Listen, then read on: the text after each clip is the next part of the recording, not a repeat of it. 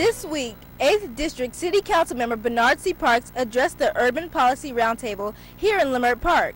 One topic of discussion, the job of police chief. When he is elected mayor, will he be inclined to renew Chief Bratton's 5-year contract due to all the negative remarks he made about him and the community?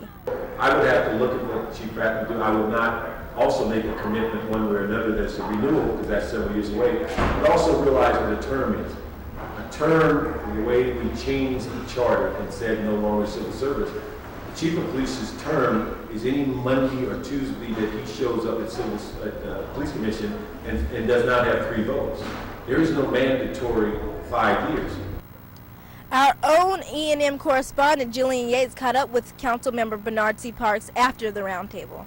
Could you tell us a little bit about the police commission and what's happening with the actual police department? Well, the police commission, as by charter, is responsible to manage the police department, and they certainly have their hands full. Crime is up, violent crime is up, homicides are up, and one of the things that I think that they're ignoring is the fact that we're giving officers 3 days off a week at a time when crime should be our priority interest.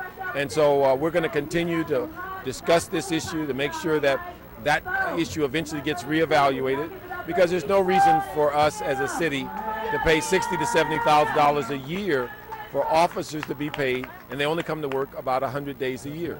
So that's one of our biggest concerns. At the same time, the 8th District, which is where we are today, is the leader in the city in violence. We have more homicides here than any other place in the city, and we want them to take a particular and unique interest in solving that crime problem, and as yet we've not seen that. We'll have over 100 murders in the 8th District alone this year. So that's our issue. We want to work with them, but we believe that they have basically hamstrung themselves by allowing officers to work a work shift that doesn't work. Dakota Allen, Electronic News Magazine in Leamert Park.